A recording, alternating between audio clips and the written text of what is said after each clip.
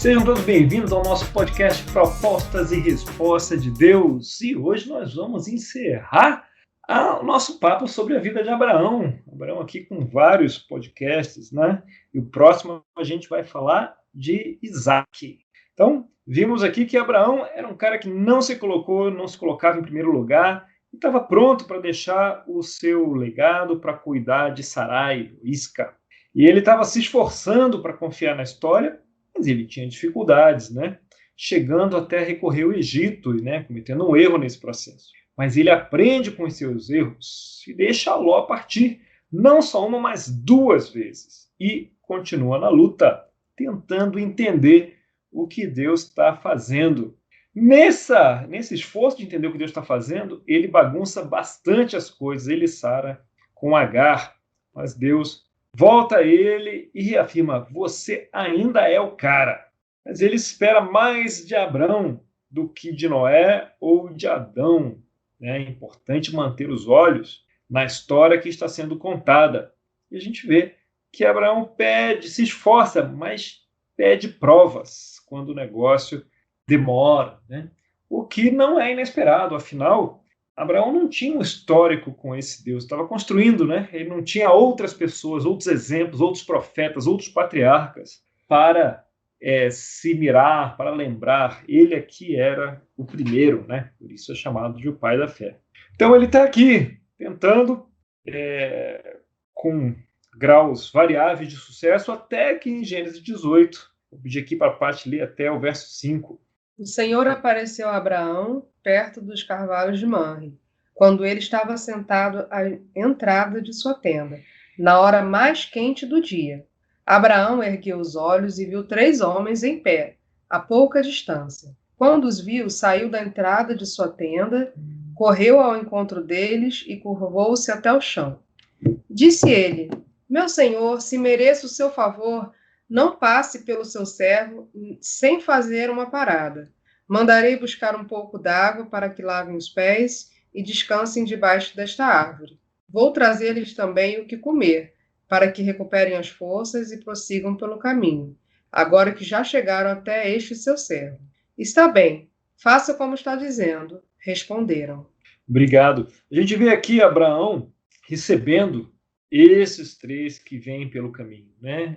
E a gente não pode afirmar que ele sabe do que se trata, tanto que ele está aqui falando que vai recebê-los, alimentá-los, para que eles possam descansar, recuperar as forças antes de seguir pelo caminho.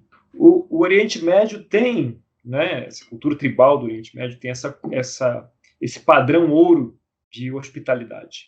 Se você perguntar a eles, né, palestinos, muçulmanos, israelitas, todos eles vão dizer que é porque eles são filhos de Abraão, que era conhecido pela hospitalidade dele. E quem normalmente, né, quem conhece, né, quem teve experiência, conhece gente dessa turma, pode ter histórias para contar disso, né? Meu avô era de origem libanesa, chamava Alzir, e seus irmãos, né, Ismael, Aziz, Selma, né? O Rodrigo participa do nosso grupo de discussão também, né? E a mãe Laila, sabe que tem essa cultura, né, de hospitalidade. Agora, se pegar essa turma e colocar em Minas, né, Rodrigo? Já pensou o que acontece? Padrão ouro diamante de hospitalidade, né? É tanta hospitalidade. Eu lembro que na casa do meu avô, né, e dos tios, sempre tinha gente vindo de tudo que era lugar, eles recebiam, sempre tinha que alimentar as pessoas, né, que passavam por lá. Hoje, a gente aqui em Brasília, Rio, São Paulo, tem menos essa cultura, mas naquela geração, acho que cada família, a maioria das famílias tinha um filho de criação, né? Alguém que passava por lá e eles criavam. É sua mãe, né? Não, me criou. Era muito filho e isso fazia parte. Tudo era uma grande família. Era muito minha casa, sua casa, né? Essa cultura de receber as pessoas e de abrir, né? O que é meu é seu. E se você está debaixo do meu teto, eu vou te proteger, você está sob minha proteção e eu posso te proteger com a minha vida. É um elemento sagrado, essa cultura tribal lá. A gente recebeu um pouquinho disso, né? Com essa herança libanesa, árabe, que chegou aqui do Brasil, Então a gente pega uma sombrinha, né, do que é, da importância que é a hospitalidade para aquela cultura. Então Abraão tinha aqui 318 caras na casa dele, mas ele vai pessoalmente atender os hóspedes, em vez de ficar com medo dos hóspedes, né? Hoje a gente tem muito receio das pessoas, a gente não sabe o que é, a nossa primeira reação não é de hospitalidade, né? Costuma ser de desconfiança, né? De receio das pessoas à nossa volta. E o que vai de encontro ao que Deus coloca, né? Que o reino de Deus deve ser guiado pela confiança em vez do medo, o que não é absolutamente nada fácil, né? Para nós, nossa cultura, onde a gente é bombardeado com histórias preocupantes, né? Então nós somos educados pela desconfiança e não pela hospitalidade, né? E Deus pensa ao contrário, ele nos chama a sermos hospitaleiros. No verso 6, que diz aí? Abraão foi apressadamente à tenda e disse a Sara: Depressa, pegue 3 medidas da melhor farinha, amasse-a e faça os pães.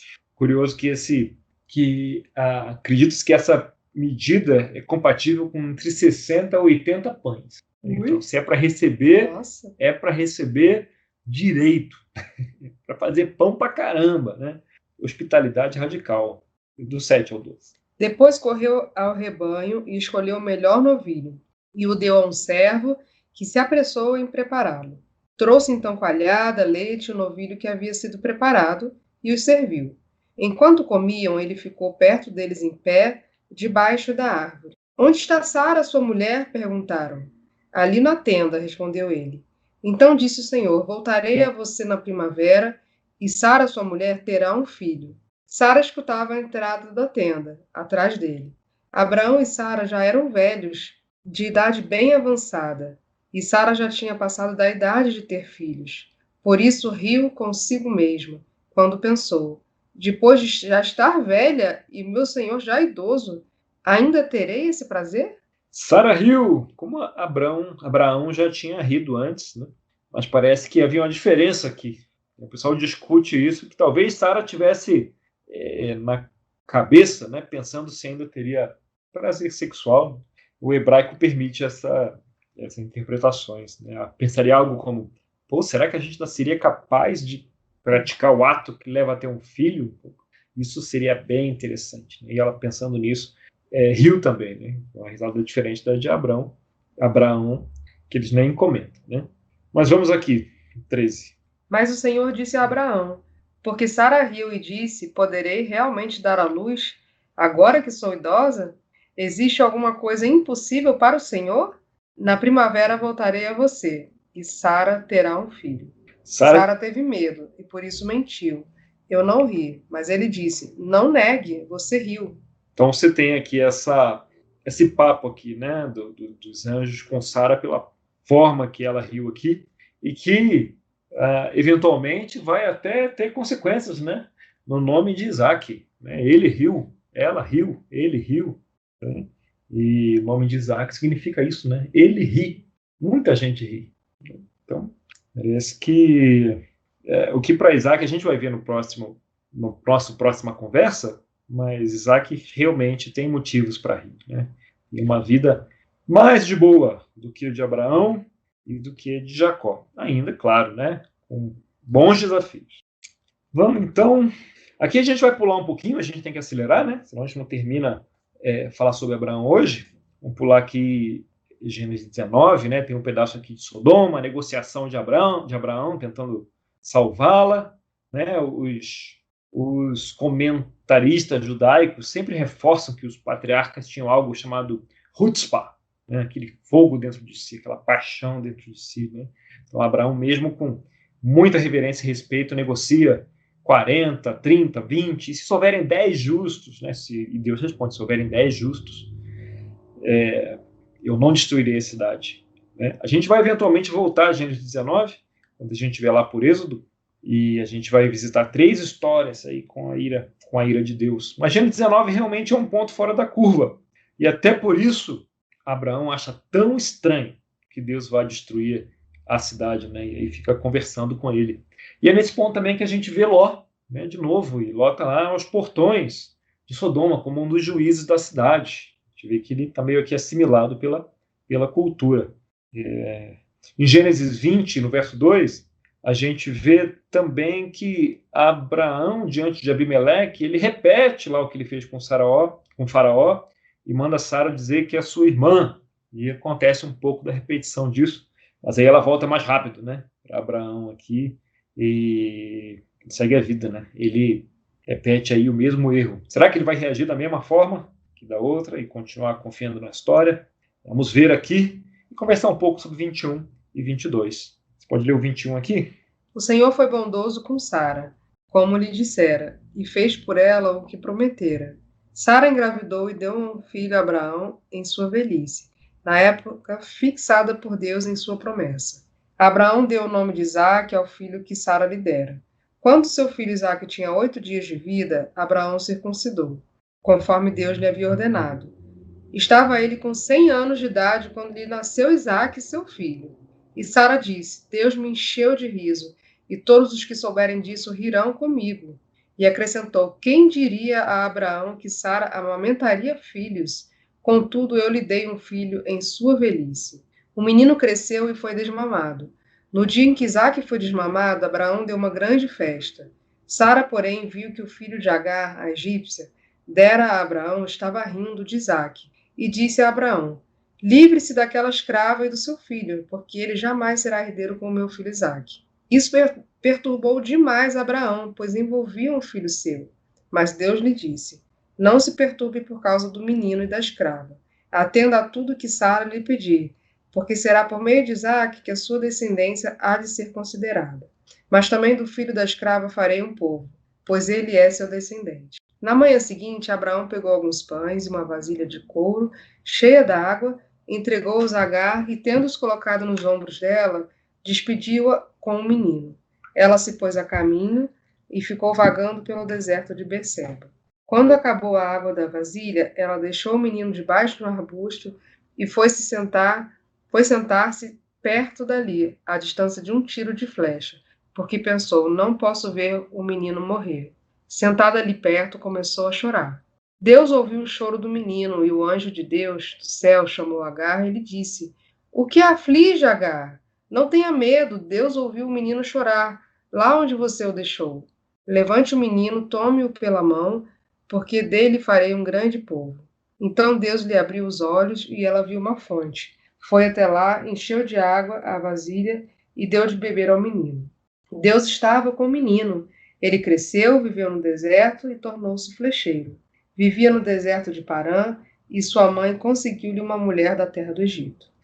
Muito bom, muito bom. A gente tem aqui Gênesis 21. Então a gente vai ver que essas duas histórias estão bem conectadas. E já que elas são conectadas, vamos aqui começar o capítulo 22. Capítulo 22, do 1 ao 14. Passado algum tempo, Deus pôs Abraão à prova, dizendo-lhe: Abraão, ele respondeu: Eis-me aqui. Então disse Deus: Tome seu filho, seu único filho Isaque, a quem você ama, e vá para a região de Moriá. Sacrifique-o ali como holocausto, num dos montes que lhe indicarei. Na manhã seguinte, Abraão levantou-se e preparou seu jumento. Levou consigo 2 de seus servos e Isaque, seu filho. Depois de cortar lenha para o holocausto, partiu em direção ao lugar que Deus lhe havia indicado. No terceiro dia de viagem, Abraão olhou e viu o lugar ao longe. Disse ele a seus servos: Fiquem aqui com o jumento, enquanto eu e o rapaz vamos até lá. Depois de adorarmos, voltaremos. Abraão pegou a lenha para o holocausto e a colocou nos ombros de seu filho Isaque. E ele mesmo levou as brasas para o fogo e a faca. E caminhando os dois juntos, Isaque disse a seu pai Abraão: Meu pai. Sim, meu filho, respondeu Abraão. Isaque perguntou: As brasas e a lenha estão aqui, mas onde está o cordeiro para o holocausto? Respondeu Abraão: Deus mesmo há de prover o cordeiro para o holocausto, meu filho. E os dois continuaram a caminhar juntos. Quando chegaram ao lugar que Deus lhe havia indicado, Abraão construiu um altar e sobre ele arrumou a lenha. Amarrou seu filho Isaque e o colocou sobre o altar, em cima da lenha. Então estendeu a mão e pegou a faca para sacrificar o seu filho. Mas o anjo do Senhor o chamou do céu. Abraão, Abraão! Eis-me aqui, respondeu ele. Não toque no rapaz, disse o anjo. Não lhe faça nada. Agora sei que você teme a Deus, porque não me negou seu único filho. Abraão ergueu os olhos e viu um carneiro preso pelos chifres no arbusto. Foi lá pegá-lo e o sacrificou como holocausto em lugar de seu filho. Abraão deu àquele lugar o nome de O Senhor Proverá. Por isso até hoje se diz, no monte do Senhor se proverá. Muito bom. A gente tem duas histórias, né? A história de Agar com o filho e de Abraão com o filho. Tem alguma coisa nessa história de Agar com o filho que lhe parece um pouco estranho? O que chama a atenção nessa história de Agar com Ismael aqui no capítulo 21, né? A dela ter deixado o menino num arbusto e ter ficado a uma distância dele para não ver o sofrimento dele. Então Agar deixa o menino lá e fica à distância de um tiro de flecha, né, de Ismael. E depois, curioso isso, né? Porque depois Ismael se torna o quê? Flecheiro. Flecheiro, exatamente, né? Então você tem essas ligações, né, aqui nas escrituras. Então realmente Agar deixa lá. Outra coisa estranha, quem é que manda Sara? Quem é que manda Agar e Ismael embora? Sara. Sara. E quem teve a ideia de ter o Ismael? Sara. É esquisito isso também. Tem a ideia e depois manda o menino embora. E o curioso é que Deus concorda com ela. Então, Abraão, realmente não tenha medo, manda embora a Agar e o menino. É estranho. Parece que ele está dizendo para Abraão, deixa comigo que eu cuido dele. Tá? Essa não era a história inicial, e a história que eu quero contar realmente não passa por Ismael, né? Ele não faz parte da história que eu quero contar. Mas a situação atual é problemática aí, né? Com a interpretação que vocês deram, mas vamos resolver desse jeito, né? Não é o melhor, mas vamos resolver desse jeito. Manda aí Agar com Ismael e eu vou cuidar dele, ele é seu filho, e eu falei que de seus filhos faria nações, e deixa comigo que eu cuido de Ismael. Mas pode mandar. E aí ele manda Ismael embora com Agar. E Agar deixa lá o menino. Curioso que a gente, quando pensa nisso, a gente pensa em Agar saindo com uma criança, né? Mas Ismael tinha 13 anos aqui. Não era exatamente um bebê, né? Aqui. Então, a gente poderia imaginar que ele teria até mais energia que a mãe, talvez. Muito bem. E no capítulo 22, nós temos a conhecida história de Abraão e Isaac, né? E disse que a gente vê essa história e pensa num absurdo completo, né? Deus mandando Abraão sacrificar o próprio filho e Abraão indo. Mas naquele tempo, naquele universo, de novo, lembrando que Abraão não tinha um histórico. É diferente de Davi, que conta com a lei, com Moisés, com um histórico anterior. Abraão aqui está no primeiro histórico. E todos os deuses, ou a grande maioria dos deuses que ele conhecia naquela terra, eles sacrifício de parte da forma de adoração daqueles deuses, né, da forma de relacionamento daqueles deuses. E então, quando Deus pede isso para ele acha, infelizmente, ele acha natural. Porque essa é a experiência que ele tinha ali, né? A experiência religiosa com a qual ele convivia naquele momento era essa. Então, ele vai, e aqui fala que no terceiro dia de viagem, ele viu o lugar ao longe. Agora, do trajeto lá do Beersheba, onde ele estava, até o Monte Moriá, é um caminho de, no máximo, meio dia de viagem. E aqui estava no terceiro dia de viagem. Então, há quem diga que ele foi bem devagar, ou então deu a volta no Mar Morto, né? Em vez de ir no caminho mais correto, deu a volta no caminho bem mais longo para isso demorar. Dá para imaginar Abraão pensando, eu vou, mas né? Nossa. Eu vou demorar o máximo de tempo possível aqui para que Deus possa mudar de ideia do que ele está pedindo. Bem, voltando para a apresentação, aqui no slide 3, você tem várias correlações da história de Agar com a história de Abraão. No capítulo 21, no verso 14, ele fala na manhã seguinte, e no 22:3 tem na manhã seguinte, né, quando Agar sai e quando Abraão sai. Então, Agar coloca os suprimentos lá, a bolsa não coloca os suprimentos nos ombros de Agar, no verso 14, 21, 14. E no 22:6, ele coloca nos ombros de Isaac. No 21:15, Agar coloca o menino debaixo de uma moita, ali, no arbusto, né? E Abraão coloca o menino sobre a madeira, só que a palavra do hebraico, de novo, é a mesma, né? Então, madeira, madeira, arbusto, madeira, é a mesma palavra do hebraico. E Agar termina essa história toda com uma aliança. E Abraão termina também essa história com uma aliança. Né? São duas histórias com muito paralelismo, uma e outra.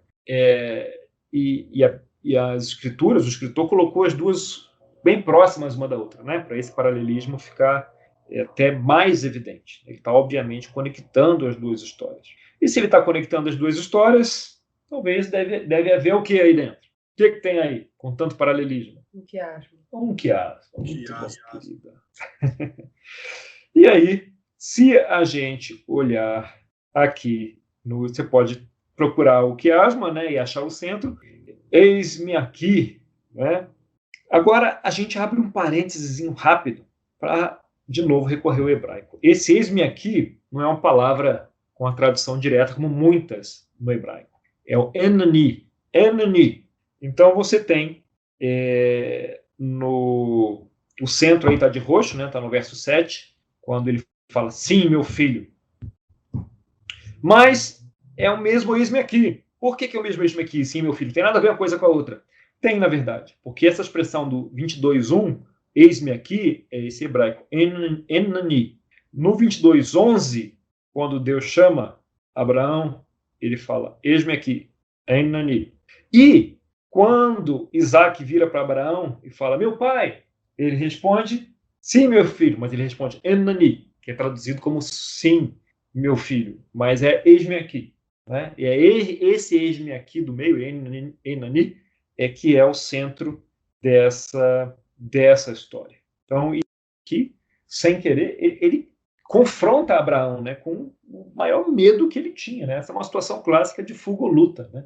O cara fica acionado, ele foge, ou ele reclama e ele briga. Né? Mas Abraão fala, eis-me aqui. É uma situação de conflito, uma situação de crise, ele simplesmente fala, eis-me aqui. Né? Deus chama Abraão, eis-me aqui. O filho chama Abraão, meu pai, eis-me aqui. Cadê o sacrifício? Né? E qual é a diferença para a história de Agar? Quando o filho de Agar está prestes, está fraquinho, prestes a morrer, o que Agar faz? O que Agar faz? Abandona. O que ele faz? Ela abandona ele.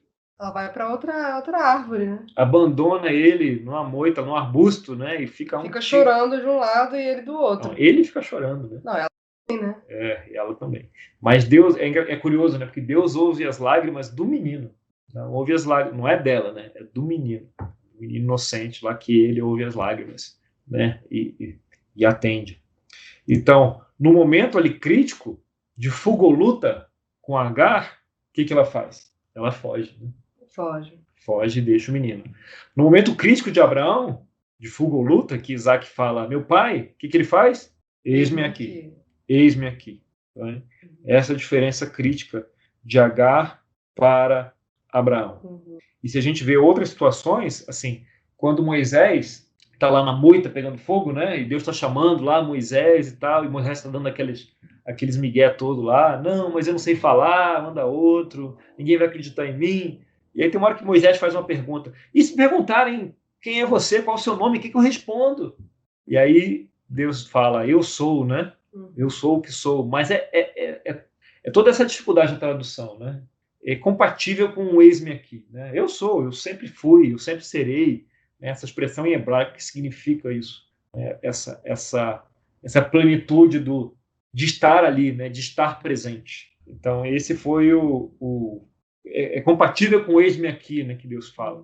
Então, uns estudiosos veem aqui que Abraão tinha algo, Deus via em Abraão algo que havia nele mesmo. Né? Era alguém que ia estar presente, que numa situação difícil, que não fugiria, que ia sempre estar presente. Então a gente vê isso nos Salmos, né? E é uma expressão que até vira adesivo de carro. Deus é fiel. Né? Eis-me aqui. Abraão é esse cara. Eis-me aqui. Né? Deus é assim também. E se você quiser fazer um paralelo com Jesus Cristo, quando lá em João 18, né? Quando Judas leva os caras lá para prenderem Jesus, e eles falam: é você, aquele que estamos procurando? O que ele responde? Sou eu. E eles caem por terra, né? A situação, de novo, de fogo ou luta, tanto que um dos discípulos dele até lutam, né? E arranca a orelha lá, decepa a orelha do servo. O que Jesus fala? Eis-me aqui, sou eu. É uma característica de Deus, esse eis-me aqui. Ele está presente. Os sons de crise está presente. E Abraão era assim também. Então, Abraão, eis-me aqui. Jesus fala, eis-me aqui. Só que em vez do cordeiro ser Isaac, quem era o cordeiro? Jesus. Ele mesmo, né? Eis-me aqui. Eu sou o cordeiro. Eis-me aqui. Então tem esse elemento que Deus enxerga em Abraão, que é dele mesmo. Deus gosta dessas pessoas, né? Você pensar que na aliança que ele faz com Davi, e depois Davi é dito que ele é o homem segundo o coração de Deus, né? E Deus adora Davi, né? Eles têm um relacionamento com Davi. Né? Deus busca essas pessoas aonde ele vai achar características dele mesmo. Se você pensar no cristianismo, que é isso, né? Que a gente se tornar mais como Jesus Cristo, que é se tornar mais como Deus, né? Sim. Né? E Deus se liga com mais facilidade quanto mais a gente desenvolve essas características que são próprias de Deus. Avançando aqui um pouquinho, a gente vê que Deus está ensinando algo aqui também para Abraão. Né? Ele escolheu Abraão, chamou Abraão para fazer esse sacrifício, o sacrifício de Isaac, e na hora H, né, na hora principal, quando Abraão pega a faca, aí ele ouve, né? Abraão, calma aí, não mate o menino. E Abraão olha e vê o cordeiro. E Agar também, né, naquele momento, quando Deus ouve o choro do menino, ela olha e vê uma fonte, né, naquele momento crítico. Deus está presente. No momento, ela olha e vê uma fonte. Abraão, naquele momento, olha e vê um cordeiro. E se a gente pensar no que a gente tem visto desde o começo da cultura rabínica, na forma que aquela cultura tinha para ensinar algo, né? Deus não é um Deus realmente que faz sacrifício de crianças. Mas ele podia então mostrar para Abraão, imagina um mestre ocidental ensinando. Então, Abraão, senta aí, pega aqui, ó, eu tenho aqui alguns slides para você. E eu vou ensinar para você que Deus não pede sacrifício de criança. E ele começa lá, faz uma apresentação, abre 3 pontos e vai explicando por que a natureza de Deus é incompatível com o sacrifício infantil. Mas, uma cultura rabínica que você pode imaginar que ele cria uma situação, cria um ambiente onde vai haver um momento de descoberta. O momento que Abraão nunca ia esquecer na vida dele. E não é só passar a informação. Eu sou um Deus que não pede sacrifício infantil. Afinal, Abraão ainda tinha pedido muitas provas, né? Disso, daquilo outro. Então, Deus não quer simplesmente passar a informação, mas ele quer internalizar esse conceito dele de uma forma muito mais profunda e pessoal, da forma mais profunda, mais marcante possível, de tal maneira que possa ser passada adiante de gerações e gerações até infinitas gerações. Então, ele faz isso com Abraão, né? Porque ele conhece Abraão, ele sabe quem ele é. Então, na hora que Abraão está com aquela faca na mão, é como se ele falasse: para aí, Abraão, agora presta atenção. Eu não sou como esses outros deuses. Eu vou prover o sacrifício. Eu sou assim e sempre serei assim. Eis-me aqui. E Abraão, isso fica registrado aqui, e é passado de geração em geração, com essa situação absolutamente chocante. Né? Um chamado que Deus faz, que era algo comum, né, do sacrifício de crianças, Deus faz para criar uma situação, para criar um aprendizado absolutamente marcante para Abraão, que ia ser passado adiante. E ele não é como os outros, né, que são adorados ali. E esse cara, radicalmente hospitaleiro, radicalmente presente e radicalmente comprometido dos que estavam perto dele. Isso define Abraão. que tinha, de certa forma, um coração como o coração de Deus. Né? E aí, pessoal, eis-me aqui? Eis-me aqui. Eis-me aqui. Você imagina que eu já li essa passagem, né, sei lá, 50 vezes, e literalmente. E eu nunca enxerguei como uma lição que Deus estava ensinando para Abraão. Claro, fazia parte do aprendizado de Abraão, né? Mas não como uma aula prática, né? Como um laboratório da fé. Deus ensinando para Abraão que ele... E para Abraão e para todos, né? E para a nação que Abraão estava sendo o pai. Estava convidado para ser o pai de muitas nações, né? E aí, para essa descendência de Abraão, ele está ensinando isso, né? Por meio de Abraão. E aí a gente vê, não, Abraão levou Isaac, que ele está preparado, que ele já tinha fé.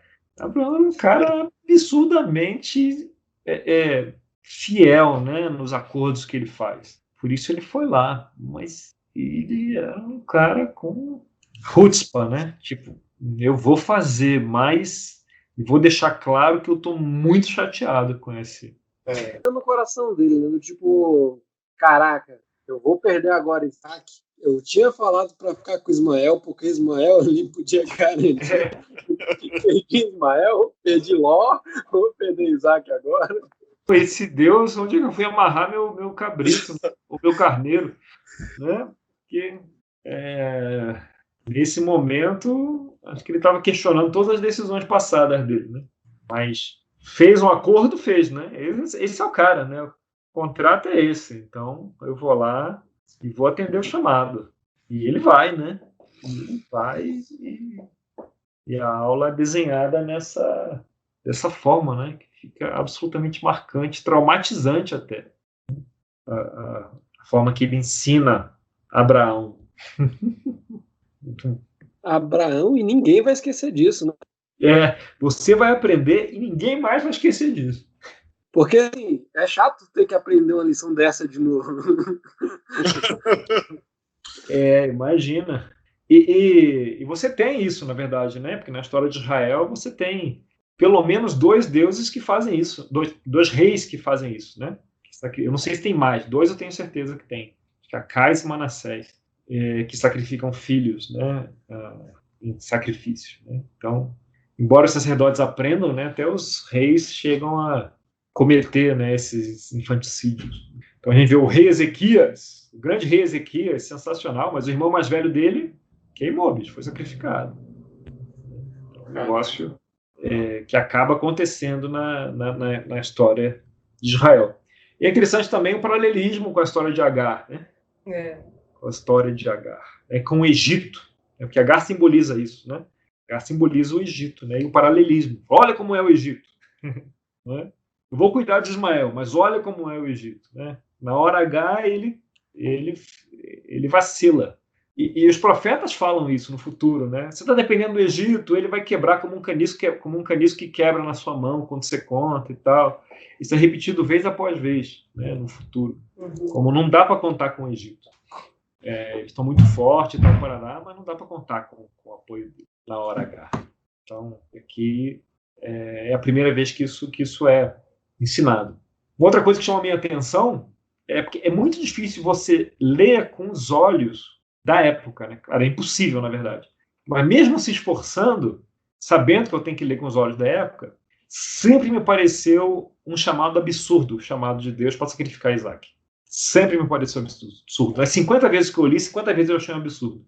E agora, estudando, né, dessa outra forma, vendo, pô, não era nada absurdo, na verdade era esperado, né?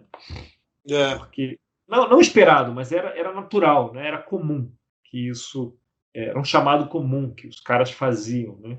Eles tinham que apaziguar os deuses lá, eles achavam que desse jeito apaziguavam. E tanto que Abraão vai lá, tá bom, chegou a minha vez de fazer isso, né? E ele vai, tipo, não de boa, mas ele obedece, né? E isso é interessante também de observar como Deus Deus é subversivo, né? Como o pessoal da ditadura gosta de falar, porque não é a primeira vez que ele faz esse tipo de coisa, né? quando tem aquele acordo, né, Deus ele trabalha com a cultura mesmo. Ele fala assim, não, traz aí o boi, o carneiro e a pombinha e a rolinha pra gente... E não fala mais nada. Então, Abraão já sabe o que é pra fazer. Vai lá, sacrifica os animais e faz porque é da cultura. Ele já sabe o que tem que fazer. Não, vai lá e sacrifica Isaac. Não, tá bom então. Eu vou lá e vou sacrificar Isaac. Porque é o que tem que fazer mesmo. E Deus, ele continuamente ele tá falando, tá vendo isso aqui? Então, não é do jeito que a gente vai fazer. A gente vai fazer do você vai aprender como é que funciona o meu reino, né? Você tá entregue 100%, né? Literalmente entregue, né? Assim, cara, eu vou confiar 100%. Por mais que eu não queira, que eu vá demorar mais tempo, né, para trabalhar aquilo na minha cabeça, mas a minha confiança é plena, né? E isso que o Vinícius falou, se voltando mais, né, a história do dilúvio também, né? Tinha um zilhão de histórias de dilúvio, que provavelmente, ou diria certamente, né, foram encontrados vários vestígios de dilúvios enormes naquela região que geraram, né, essa mitologia em cima dos dilúvios. Então a cultura tinha isso. Ele pegou, tem isso tudo, mas olha, a gente vai contar assim essa história, para marcar essa diferença, né? Então ele usa a cultura e aqui ele tá usando de novo o Egito, né? O Egito é assim, mas a gente é assim, né? Essa é a história que a gente vai contar. Vai pegando, é subversivo, né? Como o Vinícius falou. Olha como é que é, olha como será.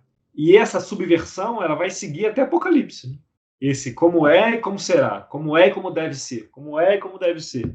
Vai seguir o tempo todo. E quando ele fica injuriado com Israel no futuro, é justamente porque está sendo como está misturando com a cultura em volta, né? E não está sendo separado, como uma noiva separada, como deveria ser.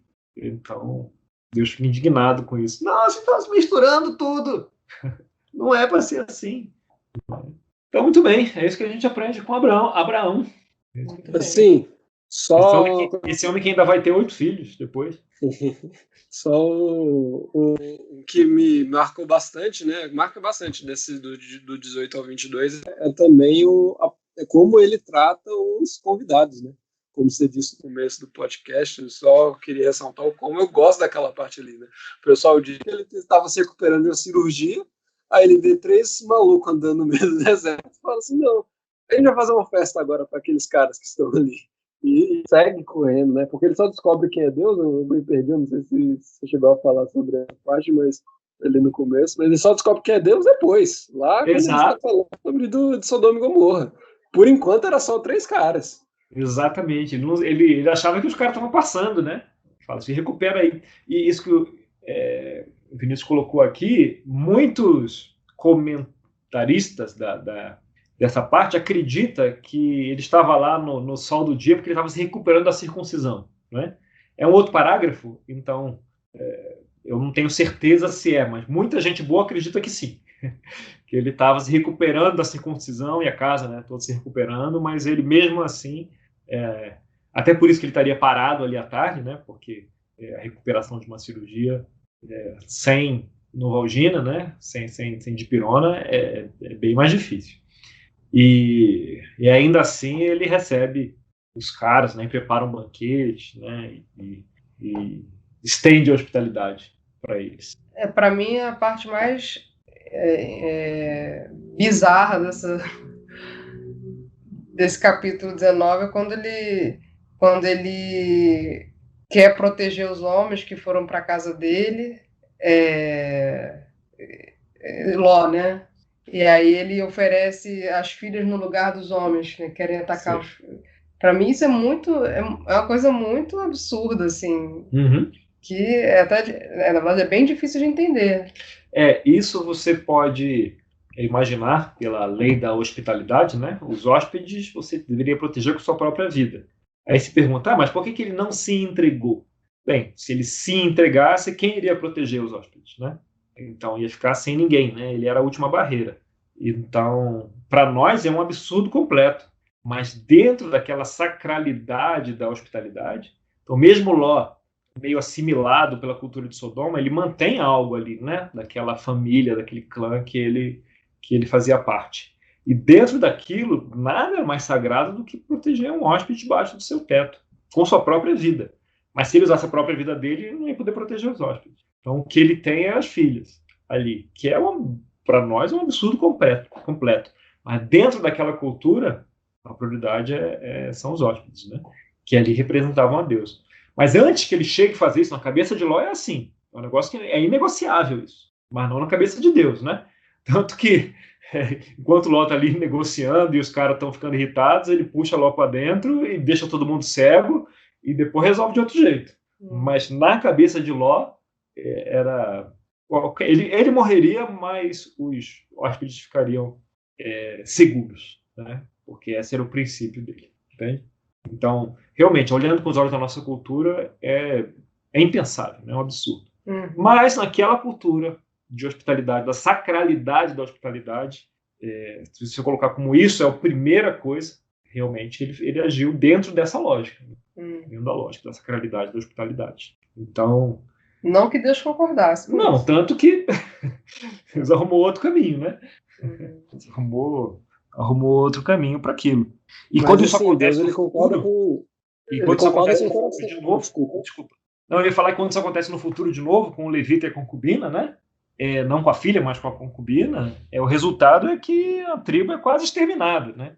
Então, naquela cultura, isso era isso, tipo, não é um negócio que você não tinha muito o que pensar, né? Você, como sendo hóspede, ou como protegendo um hóspede, você vai pagar qualquer preço para isso. Mas Deus acho que não aprovava isso, não.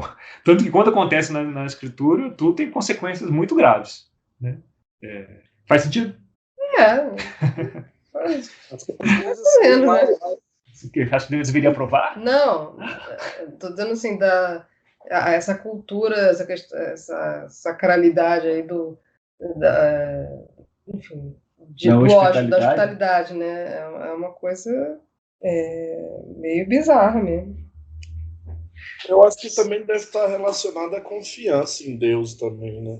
Porque não aconteceu, né? Deus arrumou outra forma de resolver o problema, né? Deus arrumou outro jeito de resolver o problema e não chegar a esse ponto bizarro, como você falou. E quando acontece a coisa bizarra, Deus arruma uma forma de mostrar que aquela forma bizarra não é a forma a se tratar. Que a forma bizarra é bizarra. Que a forma bizarra é bizarra. E é tão bizarro quando acontece a forma bizarra que as consequências são tão graves que o pessoal eles tiveram que remediar que eles tinham feito, assim, de tão agressivo que foi contra a tribo de Benjamim, né?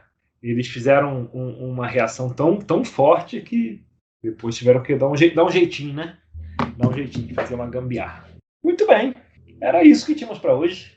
Encerramos aqui com o nosso episódio de propostas e respostas de Deus, Daniel Gesine, agora com a leitura de Patrícia Duboc.